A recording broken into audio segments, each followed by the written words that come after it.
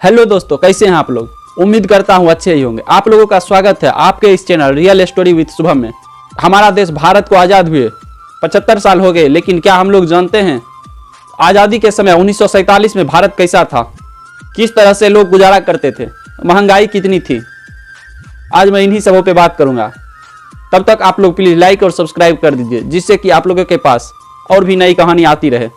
1947 में भारत और पाकिस्तान के अलग होने के बाद दोनों देशों को मिलाकर नोट छापने की 6 मशीन थी। सारे मशीन भारत के पास ही थे और उस समय पाकिस्तान का आर्थिक हालात भी सही नहीं था। तब पाकिस्तान ने परमिशन लेकर गवर्नमेंट ऑफ पाकिस्तान लिखकर काम चलाया। 1947 में चीज़ों के दाम तब अच्छी क्वालिटी के 1 किलो चावल 26 पैसे, चीनी 57 पैसे किलो, केरोसिन 23 पैसे लीटर और 1 तोला गोल्ड की कीमत 103 रुपया थी। विश्व युद्ध से पहले गोल्ड की कीमत 39 रुपया थी। उस वक्त भारतीय लोगों का सालाना इनकम 265 रुपया था।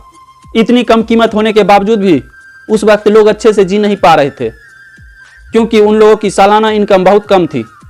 उस वक्त उन लोगों के पास रोजगार नहीं था। और आज के समय में इतनी महंगाई होने के बाद भी हम लोग मजे ले रहे हैं, अच्छे से जी पा रहे हैं। आज़ादी के बाद सिर्फ 12% लोग ही पढ़ लिख सकते थे।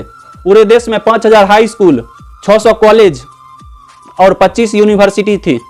16 अप्रैल 1853 में भारतीय रेलवे ने भारत में पहली बार मुंबई के बोरी बंदर से थाने के बीच 20 डब्बों वाली ट्रेन चली। इस सफर में 33 किलोमीटर का अंतर था, जिसमें 3 स्टीम इंजन लगाए गए थे। फिर भी सफर को पूरा करने में 75 मिनट लग गए। धीरे धीरे सुधार होते रहे और जब 1947 में अंग्रेज भारत छोड़कर गए, तब पाकिस्तान और बांग्लादेश को मिलाकर पूरे देश के रेलवे लाइन की लंबाई 65,185 किलोमीटर लंबी थी। देश की पूरी रेल व्यवस्था देसी रजबारों और प्राइवेट कंपनियों में बटी थी, जिसे आज़ादी के बाद भारतीय सरकार ने अपने कब्जे में ले लिया।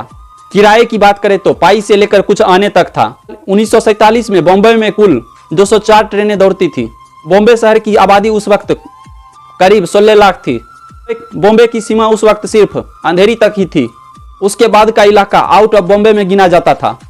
1947 में भारतीय मोटर्स और महिंद्रा एंड महिंद्रा का जमाना आ चुका था।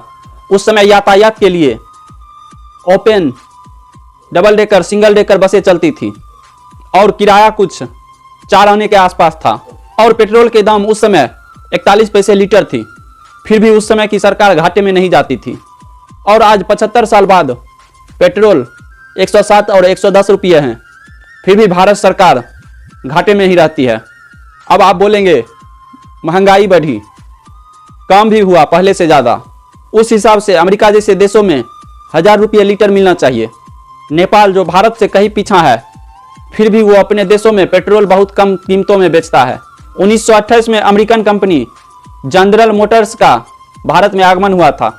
जनरल मोटर्स के शेरोलेट ट्रक भारत में बहुत चलते थे, लेकिन आज़ादी के बाद 1948 में जनरल मोटर्स को भारत सरकार ने खदेड़ दिया, क्योंकि जनरल मोटर्स भारतीय मोटर्स को कड़ी चुनौती दे रही थी।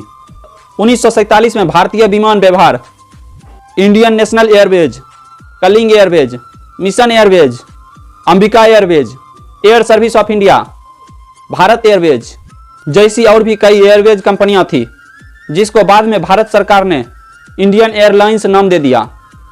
और टाटा एयरलाइंस का तो पहले से ही एयर इंडिया कर दिया गया। 15 अगस्त 1947 को भारत में कुल 15 एयरपोर्ट थी। उस वक्त भी भारत की करेंसी रुपया ही थी। $1 में 3.13 इंडियन रुपीज, जो कि अब $1 में 80 रुपया से भी ज़्यादा हो गया है। और 1 पाउंड में 13.33 इंडियन रुपीज। इस हिसाब से देखें तो हमारे देश की रुपया ज़्यादा मजबूत थी अभी के मुकाबले।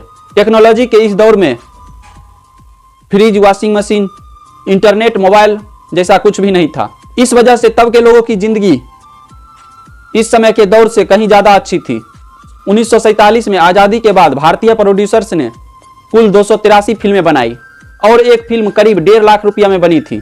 बंटवारे के बाद भारत में थिएटर्स की संख्या 1384 थी।